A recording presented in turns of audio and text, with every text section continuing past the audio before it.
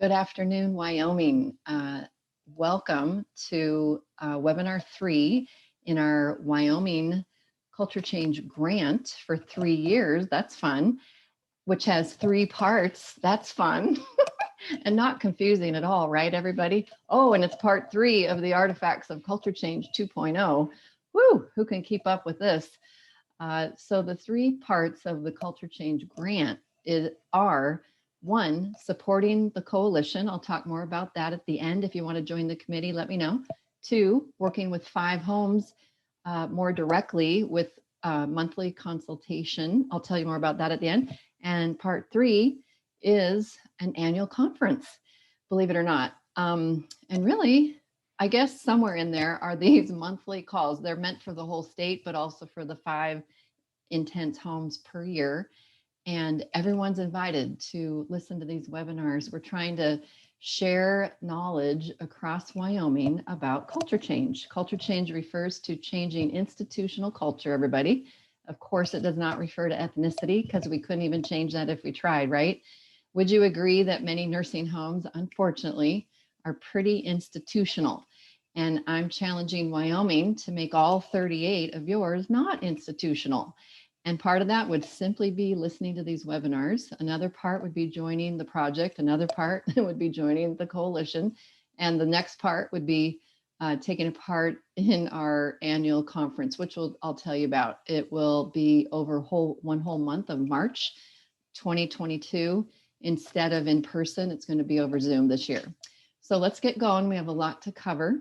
The Artifacts of Culture Change is a measurement tool that homes can use freely, and it's fairly long. We've developed a 2.0 version, and it's about double in length, representing 134 culture change practices. So some of the language, everyone, is we talk about culture change practices, and then they are reflected on this artifacts tool. Think of artifacts of a culture, right? These are practices you can touch or see or read in a policy. Artifacts of a changed culture. Isn't that cool? And there's so many of them. I decided to do 3 webinars to cover them. So please forgive me. This is not an ideal webinar. And this is why we're going to run through a ton of ideas fast. And that is not always ideal. I apologize. But here's why I'm doing it. Instead of just telling you about the tool, I hate that. I want to show you the tool. So in these 3 webinars, we have covered every single practice, every single artifact. And that's just the goal. I want you to see every single one stand alone. And then the rest of the month, or excuse me, year, we will do poignant topics. And on that note, as you hear this today and ponder all the other artifacts from part 1 and part 2, please tell me. I'm starting to collect people's ideas of what you want to know more about, okay? That's your job. What do you want to know more about? And I'll try to remember to say that again, okay? So here we go. Remember, the Artifacts tool is free, and it's at the Pioneer Network website, and it's basically your own self-assessment tool. You as a group, we recommend a group. Don't ever let it just be one person, everybody. It's tempting to have just the administrator go through this. No, no, no, because you want to ascertain whether or not everyone agrees that these practices are fully implemented or partially implemented or not a current practice in your home. And then at the end, you just tally it's like pure data. It's really intuitive data where it just is going to tell you, you have this many practices fully implemented, this many partially, and then these not at all. And those are that's your data to work with. You could consider it a benchmarking tool. You could do it periodically. We tend to recommend annually. You can do whatever you want because it's a self-assessment tool. And we are in these last 2 sections. There are 5 sections to this tool. We already covered an intro explaining the tool more if you missed it, plus the first section, Resident Directed Life, in our part 1.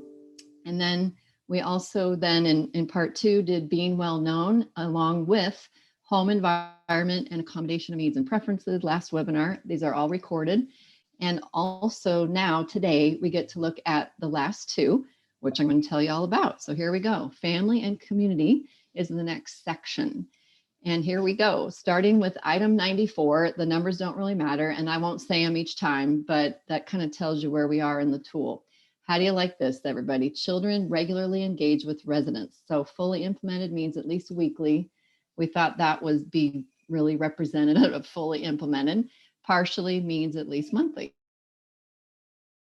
And, you know, I could do a whole webinar on this. I probably will, but I do want to share a quote from a leader in the Pioneer Network. Carter Catlett Williams is a founding pioneer of the Pioneer Network, which is the national group for culture change.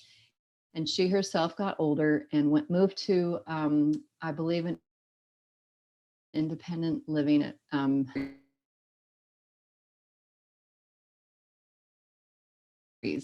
and guess what? She only lived there about 3 months. We belong together, she says, not in ghettos of old age or single age culture. What is lacking is real life.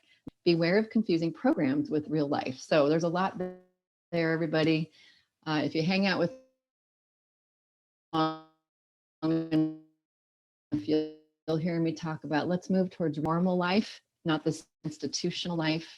And then on this notion of children, you know, the idea is we belong together, all ages, not just one age. She actually calls it a ghetto of old age or single age culture.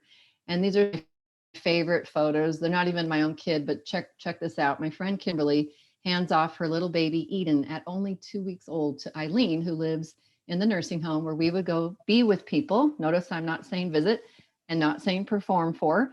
And this is the same baby in the other photo, Eden, at age 3. And ready for this? She's standing with Helen. This is one of my favorite pictures in my entire life, everyone. Who can guess why? Eden is 3 and Helen is, drum roll please, 103. There's a century looking at you right there, everybody. Isn't it precious? And so I've come to say, you know what? We need more babies. So I'm back to the baby, but here's why. We don't see a lot of babies in nursing homes, do we? I think some moms are scared to hand off a 2-week-old. What do you think? And let's just remind people there's nothing to really be afraid of. And I've learned, everyone, that you can't just look at the activity director and say, hey, go find some babies. You know why? Babies don't stay babies very long. So what I just love recommending is, as a group, guys, every single one of you, like, look at each other and say, what babies do you know? What babies do you know? What babies do you know? And then start to create a culture where you invite the neighbor or your cousin to come to the nursing home, you know, when everything's open again, and have lunch or hang out or come to the petting zoo that we're having, right? And just start to create normal life with people of all ages, and especially babies, because they don't stay babies very long.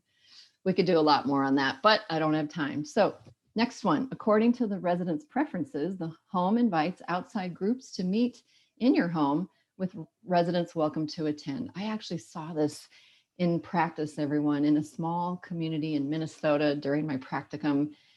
I just thought it was precious. And the whole real goal is to support the people who now live in the home where you work to continue to be a part of the groups that they were already a part of.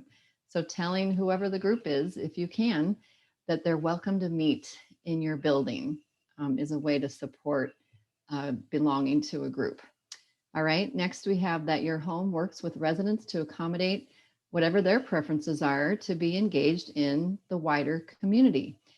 Clubs, volunteering at schools or animal shelters or homeless shelters. So I apologize, I don't have the name here, but this photo represents Rockport Health Services. If you want to look them up, that's actually 80 nursing homes, 80, yes, 80, more than double Wyoming homes in California. And each of these 80 homes has a resident-led, look at that, project, not program, where they prepare food, take it on the bus, and serve it at the homeless shelter. Now, I'm sure it paused during COVID, but they are famous for this, so famous. And it became such a commonality that now these homes have people living there who have turned their attention to other volunteer jobs, such as fostering animals, fostering dogs, bringing them back to health, and becoming a committee that gets to decide where these dogs will now go and live. There's a clip about that on YouTube. I will probably show it at some point in future webinars. You can also go find it. And kudos to St. John's in Jackson Hole, Wyoming. Guess what they're doing, everybody? They're fostering dogs. Wow. I just talked to a home in Florida. They have welcomed cats. I don't know if they were originally feral cats, maybe, but they're going out of their way to welcome the cats, get them, you know, I forget all the language, spayed, neutered, licensed, whatever. And they're cats that live at the nursing home, but they live outside. And guess what? Those cats create life and people are involved with life with the cats. And they have 9 cats at one nursing home, everybody. They can do it. You can do it. Residents have opportunities to engage in events outside your home, such as fairs and parades and boating and concerts and ball games. The little community I live in tonight, we're new here in Indiana. We moved from Colorado to Indiana during the pandemic. They have what they call Fourth Fridays, and there are 3 concerts tonight. All the restaurants in town become vendors. They close down traffic on the little sweet downtown area. The stores stay open. It's going to be my first time tonight, but that's the point, right? You know what we're talking about here. Make sure to create the opportunity for the people who live in the home you represent to go take part in your community. I've been working with someone, I believe it's one of our 5 nursing homes. No, it was a Colorado assisted living. They told me, guess what we're doing, Carmen, on the weekend? We're going garage sailing. That is the point, everyone. Normal community life. All right. Switching gears, the home has a cafe or restaurant or tavern or canteen. We're just utilizing all different words that have been used before, available where residents and families can get food and drinks daily. This is a restaurant. They call this the cocktail lounge in a Catholic home across from the chapel. They tell me that's common Catholic layout. And we were so touched that a resident could treat their guests and say, put it on my bill. And maybe even if you don't have a space for that, maybe you can create that in your home. Also, your home would have a store or shop where residents or visitors can get gifts and toiletries and snacks. So some homes have a space even intended for this. This is a life care home, I believe, in Colorado Springs, that is both, an ice cream parlor and a gift shop. Yay. Let me show you some other ones. I've done many projects. This home, it's a bad shot, but do you see the armoire on the left? That armoire simply became the basis for a resident-led store. So it got locked up, and then certain people on the committee had the keys. They unlocked it. They brought things out. They spread things out on the tables. They had hours that the store was open, and it was a big, big deal. And it was all resident-led. Here's a similar story. Sandalwood picked this practice in a culture change project we did 20 years ago, and they called it Sandal Mart. Notice they even had, the drawings drawn up, and then they had a grand opening, and they also raised money, and apparently they actually put in $2,500 for this. But I just love it being called Sandal Mart. You can even see a cash register there. And then a third one, I just happen to have these photos. You can see in the bottom right picture was an office space that was, I guess, maybe unused or something, or maybe they just gave it up. And now it's Grandma's Treasures gift shop. All right, moving on. A kitchen or rehab apartment or activity kitchen is available for residents and families to cook and bake. The home intentionally notifies residents and families of its availability. So let me tell you about this. Some of you are blessed to have an activity kitchen. Wow. Many of you are not. And something we realized in the culture change movement is that people living in nursing homes, many still want to be famous, or still more than that, they want to give. They want to make their cinnamon rolls that they've been famous for. Now, the household model and the greenhouse model afford that as well. Wonderful. However, probably the majority of built nursing homes don't. And so, kind of a secret we discovered was most of you have a home where there's an activity, excuse me, a rehab apartment. And why not make it available? I think that's the key. So, do your therapists need to use it? Sure. But do they use it all the time? No. So just create a sign-in sheet and the therapists have to, reserve it, as well as a family could, as well as a resident could, as well as whoever wants to could.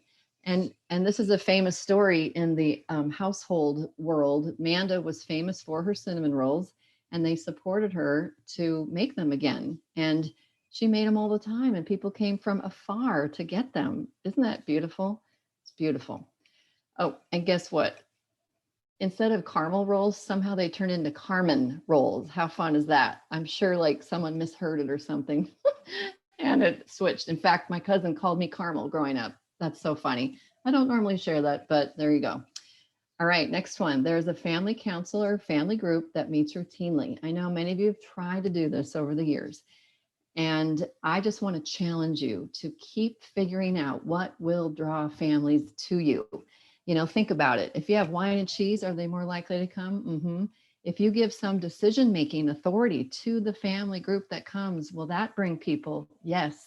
And might education bring them? Yes. And I would also suggest turning it into some sort of a support group. It is hard for people to have someone they love living in a nursing home. So maybe turning it into somewhat of a support group for one another. I believe that probably will draw some people. And just keep tweaking it, molding it, trying different things. Yeah, and of course, also offering it over Zoom when they can't drive there. That's fine. Let's use the good things from the pandemic that can help us. So then we have, speaking of families, that you actively solicit the views of family members and you actually treat family members as care partners instead of even visitors. Should I also add, instead of even enemies? Hopefully none of you do that. But if you think of the typical institution, we call them difficult family members. Beware of that. That's a label. And how many of us are going to pray to God for a difficult family member to come in and perhaps speak up for us if something's not right, right? And the idea here is working together to accommodate the residents' preferences. So the idea of partnership, really increasing and honoring the family members for what they know. According to the Eden Alternative, this is where that term comes from. Care partnership implies a balance of care, that opportunities to give as well as receive are abundant and experienced by everyone in the care relationship. Instead of giving care, a person partners in care. So it does come from the Eden Alternative. They refer to family care partners. They refer to employee care partners. And guess what? They also refer to elder care partners. So everyone, including the person receiving the care, is a partner in that person's care. You can use that lingo if you want. You don't have to, but definitely get to this point where you treat family members as care partners. And oftentimes using that kind of language helps you get there quicker than later, to be honest. The home recruits family members and outside community members as volunteers. So some of you do this, some of you don't. We just made it a practice to be proud of. Do you actually recruit family members? Do you actually recruit community members to be volunteers? And I don't know if any of you remember, but we had the same item regarding residents as well, but it was under resident directed life in the first section. So that is the family and community section. That happened to be 10 practices or 10 artifacts on this tool. And so we do divide each section up. It's kind of fun also to watch your numbers out of 10. How many do you have? How many do you partially have? And obviously it probably is easier to go after the partially implemented ones to perhaps grow them to become fully implemented rather than picking a new one, but doesn't matter. Leadership and team member engagement is the next section. So team meetings are held, you know what? I want to pause and ask if anyone has questions right now about the family and community section. Anybody have any questions? Could you tell me probably in the chat box? I think it's okay to pause here for a minute. And remember, I'd like to know which practices you would like to learn more about. So please let me know that if something is interesting to you. All right, moving on, leadership and team member engagement. Team meetings are held daily for team members from the varying disciplines, the different people who care for residents. So basically we're talking about huddles, and if you call it something else, that's fine. But the idea that, you know, the social service person who cares for residents on this neighborhood goes to a daily huddle for this neighborhood. Maybe even the maintenance person, the housekeeping person, the activities person, certainly CNA, nurse, and whoever else might represent, you know, caring for these residents on this neighborhood. Notice I'm using the word neighborhood instead of unit. That is a culture change. Real people don't live on units. We might stay in an ICU unit, right? But we don't live in units. So wonderful. Nicole is actually asking all of you if any of you have implemented any of the artifacts that were just covered. That's a great question. Thanks, Nicole. I'll let you know what people say. So team meetings held daily for varying disciplines caring for residents, like a huddle. All right, next we have all residents have a team member assigned to them to serve as a troubleshooter. Now, this might be kind of a new term. I mean, I'm sure you've heard the term, but new idea or thought or title. Assigned team members are responsible for one or two residents, and they ensure ongoing coordination of care, coordination of services, actually across teams or departments. So we're moving away from saying departments. We only include it here so you know what we're talking about. So across departments or across teams, and they respond to residents' needs, preferences, and requests. Let me also read you this definition. A troubleshooter is a team member from any team whose role it is to ensure things get done for their assigned residents. There's often many things going on with one resident, but it goes across the various departments or teams. So this is more than the perhaps practice maybe you've heard of called the guardian angel or the ambassador. This is more than that, everyone. And those roles are very good, but this sort of takes it up a notch. And it is my colleague, Karen Shaneman from CMS, retired now, who did this in social services herself in a large state home, and then brought it to CMS and brought it to the artifacts tool. So isn't that great? No matter who you are, no matter what your discipline is, no matter what your role is, let's say I'm the maintenance guy, I would have the responsibility and the authority to actually check in with, let's say, the nurse or the therapist. You know, is that appointment scheduled? Mrs. Smith is asking about it. You know, did that appointment take place? Mrs. Smith is asking about it. Wow, it's sort of like a case coordinator for someone maybe in home health. And why would we have the item? Why would we have the practice? Because, believe it or not, in most nursing homes, we lack care coordination. So what a wonderful opportunity and practice for you to consider. Learning circles. So learning circles are a big culture change practice. They're used routinely in team and resident meetings. They give each person an opportunity to share their opinion and share ideas. So let me also share with you the definition we added. So these are group meetings in which a topic is posed. Each person speaks in turn without crosstalk or group discussion until each person has spoken up. And then this honors, you know, obviously the people who might be less inclined to speak up. And it also reins in those of us who can dominate a conversation. It's really a beautiful thing, everyone. You can have a learning circle on any topic. I would actually recommend getting to know you topics first. And then as you get to know each other, look how you're building relationship, building your culture, building community. And when you get around to asking for opinions on solving a problem, people are probably more likely to speak up. And by the way, people can pass. Let's say there's a question and I don't even know what I want to say yet, and I can pass. And then at the end, you just make sure that anyone who passed has another chance to speak up if they want to. And if they don't, they certainly don't have to.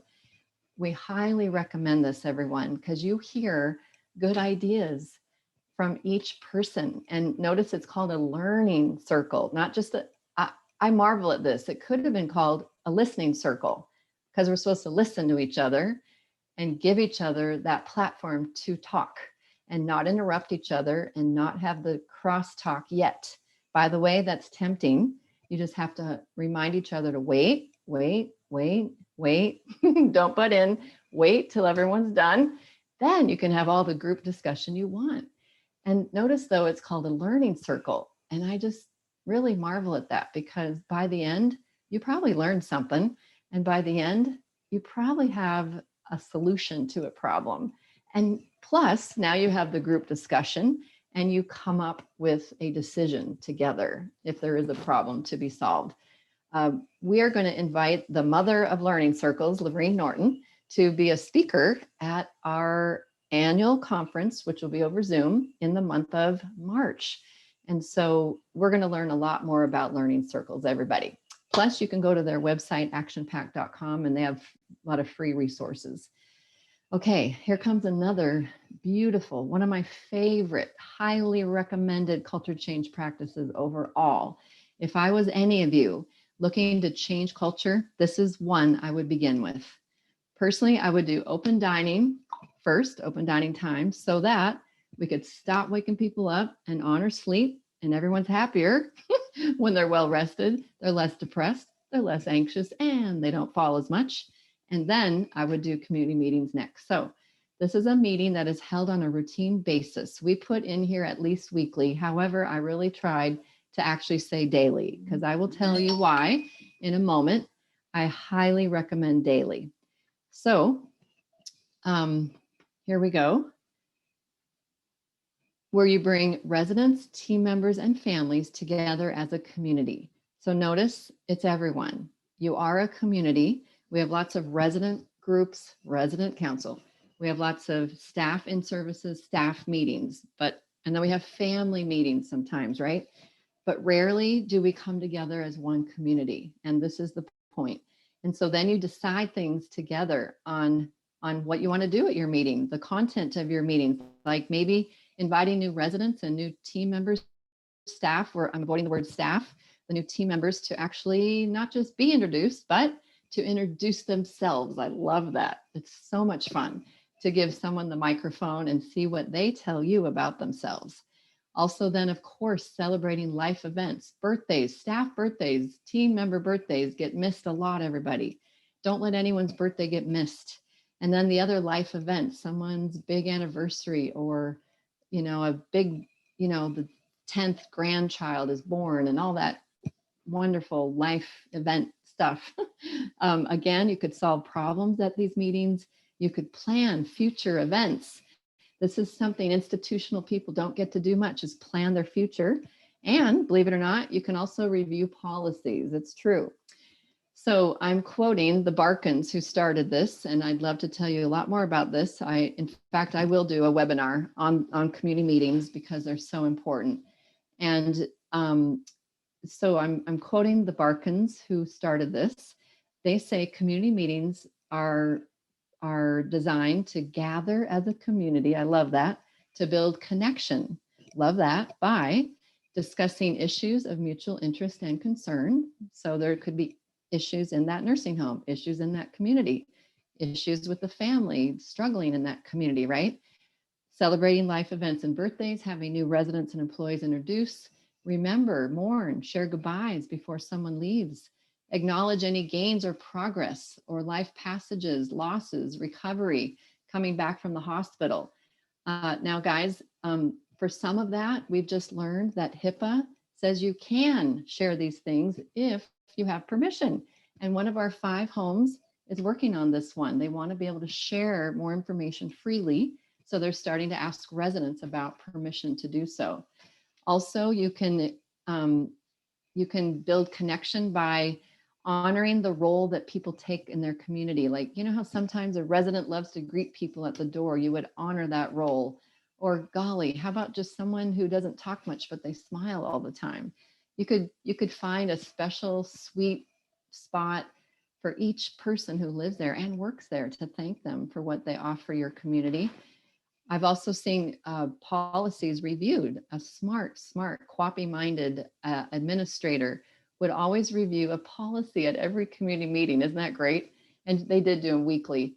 Uh, and so I was actually a surveyor sitting there many years ago now, and they reviewed a policy on preventing pressure sores. At first, I'm like, what are they doing? But it was so brilliant, everyone, because they reminded residents in particular, this is why we might invite you to lay down or to get up or to move or reposition or eat more or drink more, because we don't want you to get any bed sores. You might know them as bed sores. So layman's terms. And then again, planning future events and anything else your community might decide to do. And they have their own Facebook page. They also have a call to action going on right now, which I'm actually going to have one of them talk about on the next, no, everybody on the Wyoming Echo call on July 29th. There's going to be more about this call to action coming out of the pandemic that brings culture change into the forefront. And then there's also some recorded webinars with Barry Barkin himself, not only on community meetings, but also on a wonderful concept he calls community developer, which I highly recommend learning more about. But we got to move on. Leadership team members periodically keep themselves knowledgeable about culture change and resident-directed life, and they share this information with their team and residents. So these are some artifacts, everyone, that people told us over the years of using the first artifacts tool. And I'll just tell you, what we realize is we now kind of have a process for changing culture, a process for implementing practices. And notice it starts with leadership team members. So this can be, any conferences, webinars. The expectation is that they would apply knowledge and share information with the rest of your team, families, and residents. Similarly, leadership team members have an ongoing process to identify and remove barriers to culture change and resident-directed life. So that might be in language or policies or job descriptions or systems. I love this, everyone. So some of you right on this call, you are that leadership team member or members, and you have the power to remove barriers. And if you really take this on proudly, this can be a practice you have in place. Isn't that cool? And make it be well known. You let me know what barriers are in the way, and we'll get rid of them. We'll find a way. Isn't that great? The administrator or equivalent supports culture change efforts. So that might be convening teams and projects and committees. And get this, that leader's job description actually includes this. High-level leaders like CEO, owners, board members actively support the culture change philosophy, committee, projects, etc. And they provide not only commitment, but resources. We all know what that means. And they want progress updates. Do you see how we really upped the ante here to have more people involved and supporting the changes that culture change can make? Sometimes they do cost money, not always, but sometimes, right? The home has a standing culture change task force or committee or team, word of your choice, with a broad representation from residents, families, supervisory and direct care team members from the various shifts, from administration and nursing leadership. So if you have a culture change committee already, make sure it's well represented. If you don't, we recommend it, everyone. You can start doing this on your own. You don't have to wait for year 2 of our project. All right, then all 3 of these could simply be called consistent staffing. So this is our way of trying to spell out that RNs provide support to the same residents every time they work with no planned rotation. And then the same for LPNs and the same for CNAs. So if you're doing that already, you already got it fully implemented. We just know that's a foundational practice to a change culture and good individualized care. CNAs work together to decide who works when and how to cover absences for call-offs. In other words, this is also called self-scheduling. So I wanted to put self-scheduling in for all staff or any staff, but we kind of just went with CNAs since they tend to represent a role. How do I say? There's the most of them. And we also know that self-scheduling is a recruitment strategy. A lot of medical care settings are using self-scheduling. We all want to be more in charge of our schedule. And so try it and see what happens. There's a lot more about that, but that is a practice, a culture change practice. Then we have culture change and resident-directed living are discussed during recruitment interviews. You let it be known. This is what we're about. I just talked to someone in Florida, and their company challenged each of them with this question. They said, what are you personally going to do to help culture change take place in your building? Isn't that cool? Like every one of us, every one of you can be held accountable, be invited and held accountable to help create culture change. Ooh, so good. New hire orientation emphasizes each team member's role in supporting culture change and resident-directed living. So you also hear it again during orientation. So good. All job descriptions include team members' duties in supporting resident-directed living. We do mean both culture change, resident-directed living. It gets kind of tricky, but hopefully you get the idea. So something about it in job descriptions. Reward and recognition systems emphasize team member support for resident-directed living.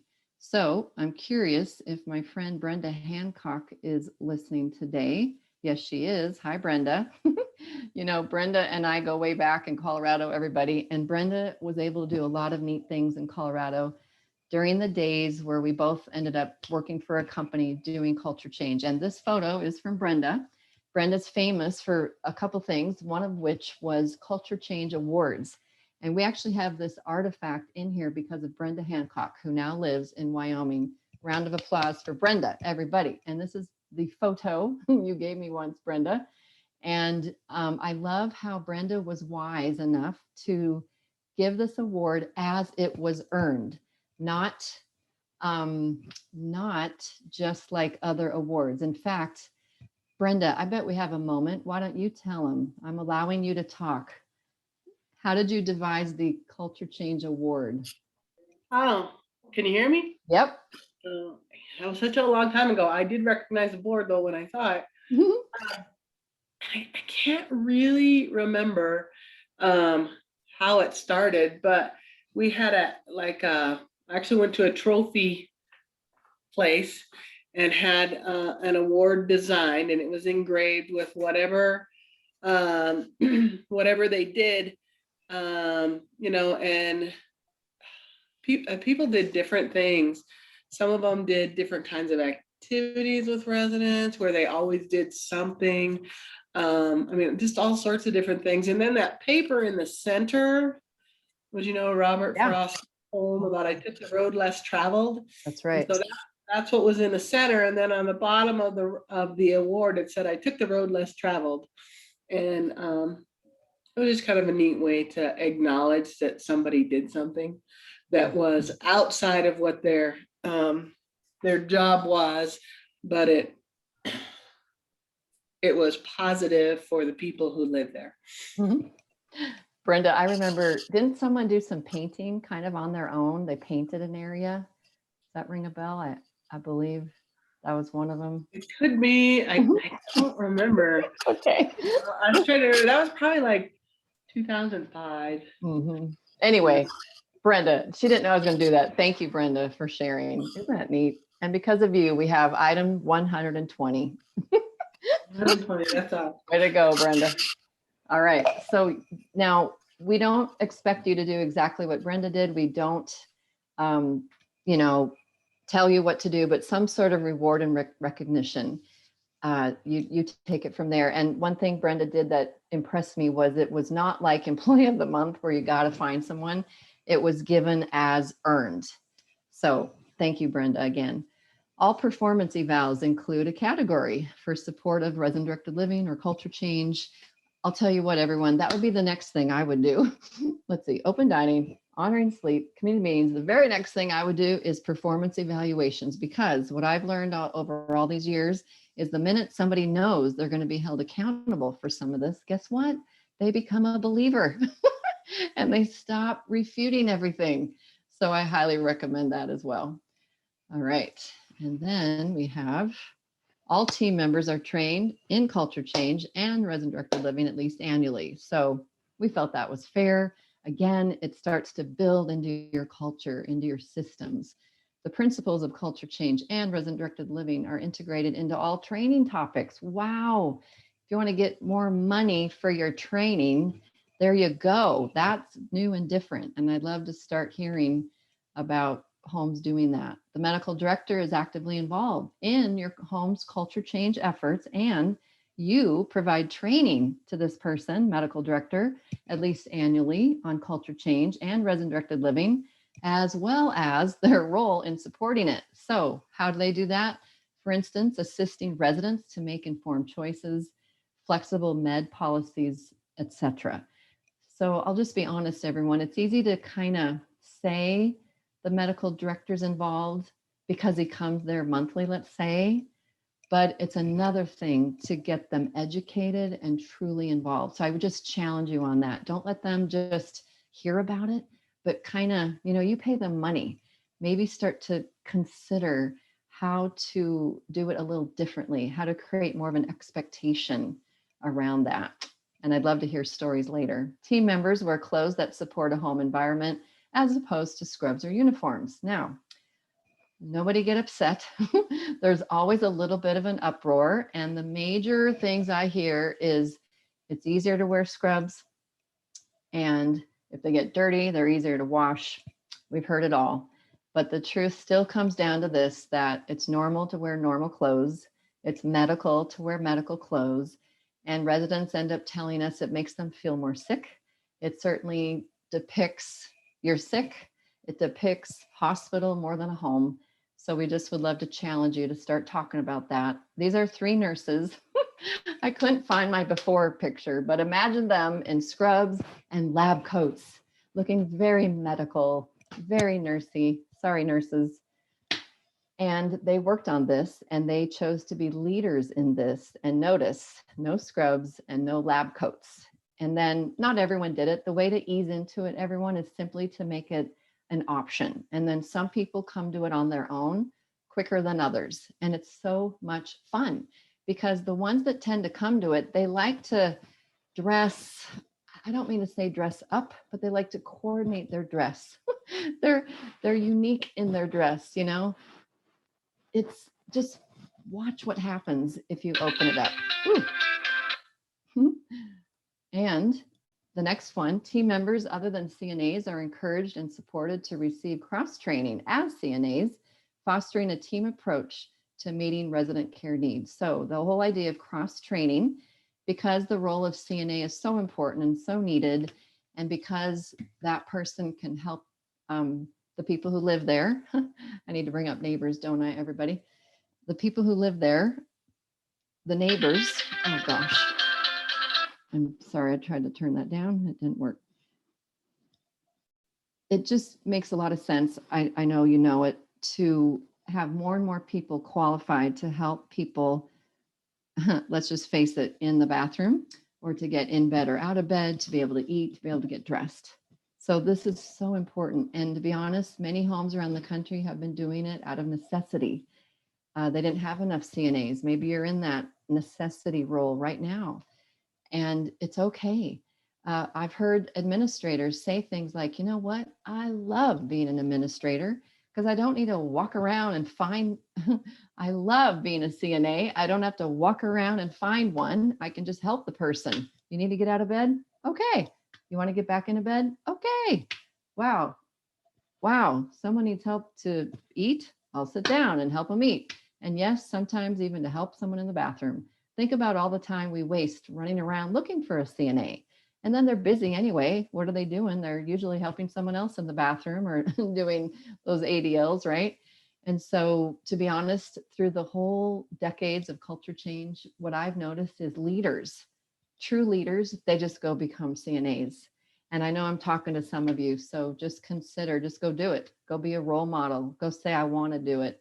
And then also talk about getting it, getting it rolled into your culture. Team members, other than activities or recreation, regularly engage residents individually or by leading groups of interest to residents. So this is the flip of cross training.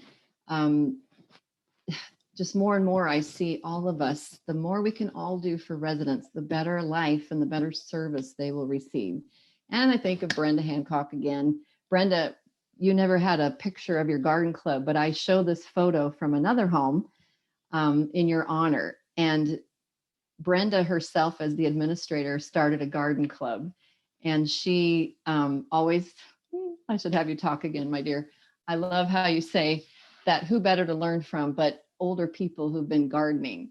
And then, Brenda, I got to unmute you, okay? How about you also say what your director of nursing did? She did like sundaes or banana splits on a cart one day a week. She'd go get the ice cream and all the toppings, and she'd run them around the building and serve everybody ice cream once a week. And at that time I had all my department heads. They had to pick one thing that they liked to do, and they would do it with. They would get it on the calendar and do it with the residents regularly. It's kind of fun. Yep. Thank you, Brenda. There she goes again, everyone. So I think of this, everyone, as a good mandate. Someone like the administrator can give a mandate. Now, that doesn't sound like culture change, but what I've learned is a good mandate starts to create a change culture.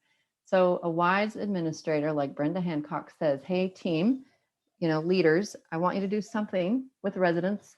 Brenda, my understanding is you said once a month, and that was the mandate. But the director of nursing enjoyed it so much, she ended up doing weekly. Notice Brenda said weekly.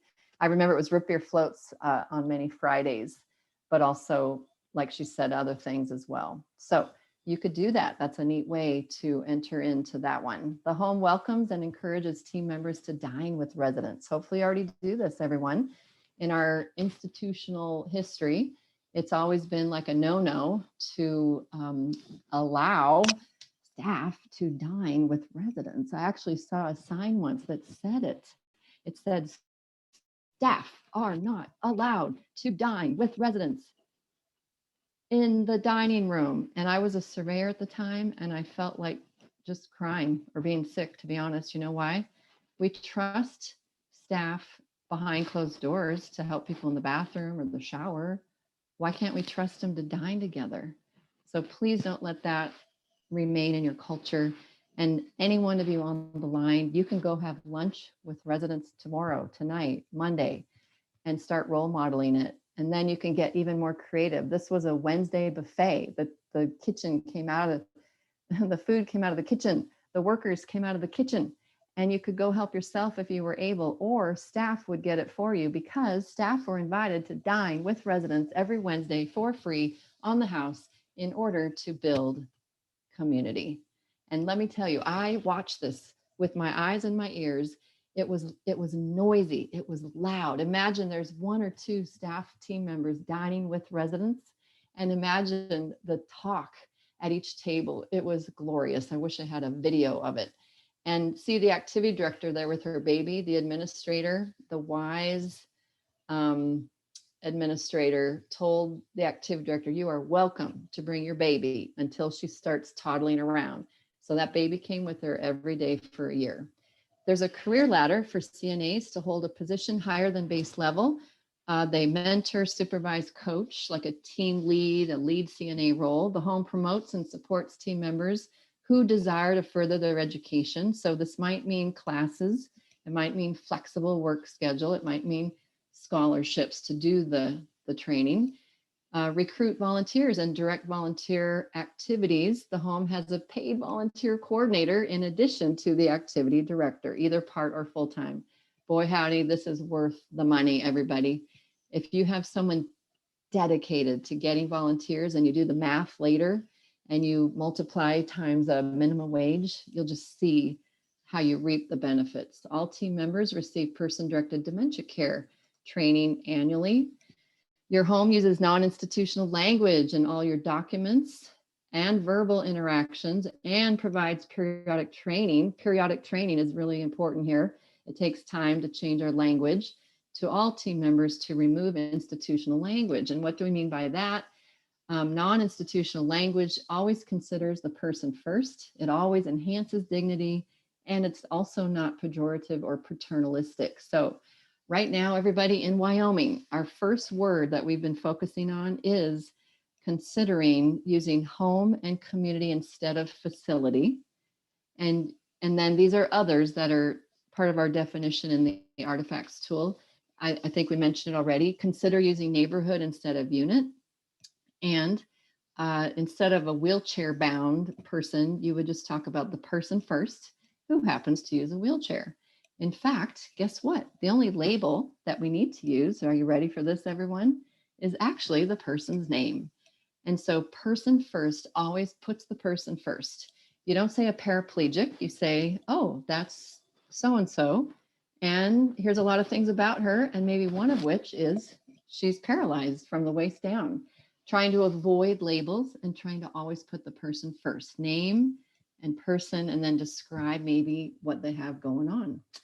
Here's a resource called Mayday. Karen Shaneman wrote one of the first articles about language that she's very proud of, and you can go get it at the Pioneer Network website. And then I got to be in part of a big grant and paper, like a white paper, The Power of Language to Create Culture. You can get it at my website or Pioneer Network. There's some other resources there, and that paper's free. Then I think this is our last one. There's an employee council or equivalent that meets routinely. So if you don't have an employee council, guess what? They need a council just like residents need a council to discuss things that they need to talk about, also to plan some events, and then also to give them support. It's really, really a good thing. So those artifacts just happen to add up to 31. And then this is just an example of a home that, just any home is going to have some fully implemented, some partially, some not a current practice. And then you see your totals, your subtotals, your grand total, and we just guide you to do a percentage. So you have all sorts of data you can work with. Again, you can use this as an internal self-assessment tool, use it periodically, let it guide you and what changes you want to pick, let it inspire you, let it, the more people that see this tool, everyone, the more they will know about culture change. I would get it in front of everybody. And then you could use it in a research project or your own data measurement. And it's also a good way to ferret out differences. So here's a famous example. Administration said, yes, anyone can get a bath whenever they want, but hands-on, notice I'm not saying frontline. No. Frontline implies what? War. So direct caregivers ended up saying, actually, no one gets a bath or shower on Wednesdays. And then everybody said, well, why not? And nobody knew why. Isn't that hilarious? That is hilarious. So here's your 5 homes, everybody in Wyoming: Powell Valley, Star Valley, South Lincoln, Granite Rehab, and sorry, I got to still change it, Polaris Care Center. And here's what they're doing. I thought it might interest you. Buffet dining, individualized birthdays, lots of ways for residents to volunteer at Star Valley. Powell Valley, welcome committee, memorials, per the person, call lights as porch lights instead of the institutional call light. South Lincoln is working on making meals resident friendly, menus and more choices, also a welcome wagon. Granite is working on rituals to recognize death, music preferences, lots of things on music, but the artifact is preferences identified in the care plan. Also, they're working on massage therapy. Whew, I want to go there. Polaris is working on honoring sleep, also a welcome committee, and also lots of new dining options like a dessert cart and more. The next training, everyone, is Friday, July. That's not right. That was today's. Don't look at that, everyone. Sorry. Friday, July 30th. That's today's date, but it is July 30th, July 30th. It's always the last Friday. And we're going to look at language. Language drives practice. So if you want to have a change culture, if you want to recruit new people and retain people who already work there, changing culture tends to do it. And part of changing culture is language. And language is fun, everybody. It's free. It costs no money. Come join us. And all these are recorded. So the link will be out in about an hour probably. Thank you, Jill Holt from Mountain Pacific. They're all coming from her, everybody, to your director of nursing and your DON. And then just please save those dates every Friday at 2 p.m. And here's the big goals that your Culture Change Coalition is working on. I'm calling it like a big audacious goal. Every person working in a nursing home learns about culture change. And we're actually kind of adding to that. How about residents and families as well? They are welcome to listen to these webinars live or recorded. They're welcome to be on any of the coaching calls I have with you.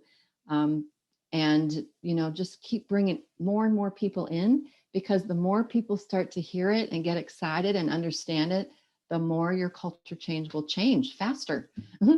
Please pass on the links, to your teammates, residents, families. And then big goal, audacious goal number 2, love this. Every resident in a Wyoming nursing home sleeps until they wake up.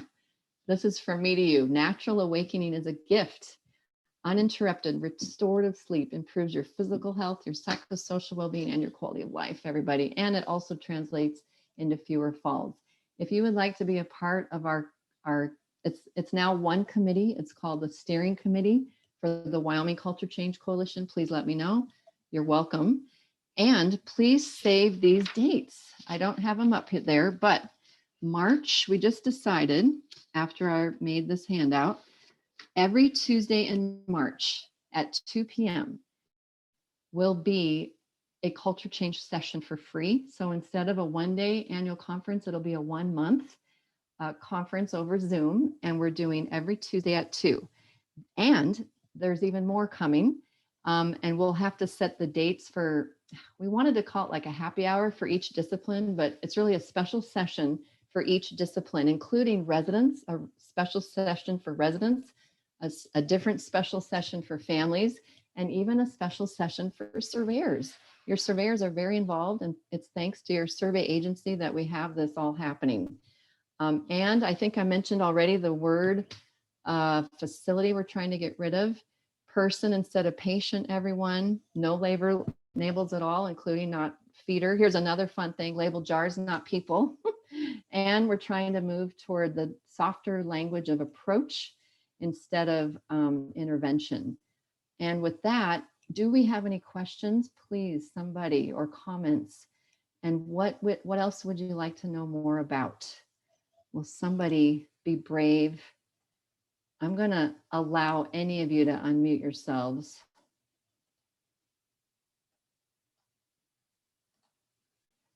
And I'll be quiet for a moment. Anybody? Carmen, this is Brittany from Life Care. Hi, Brittany. In Casper. I would be super, super interested in more help or a Zoom meeting for those meetings with families and how to engage families better. I have a lot of family participation when we do things outside of the facility. But because of COVID and everything else kind of going on, we're struggling to help them feel connected and a part of our in the building community. Okay, good. So Brittany, thank you. We'll do what we can. And when I'll be leading this discussion with family members in March, and we could be asking them as well, right? So you keep asking your families. We will engage them then. That's a little ways out. And then I'll try to build it into future webinars here. Okay. Wonderful. Thank you. That sounds great. Wonderful. Appreciate the feedback. Anybody else? Questions, or what else would you like to learn about moving forward?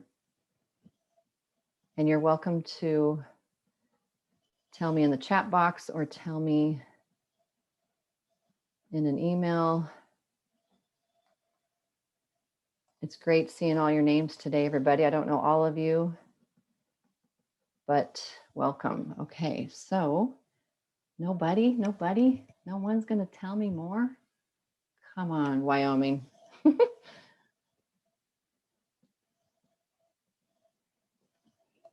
Well, okay then.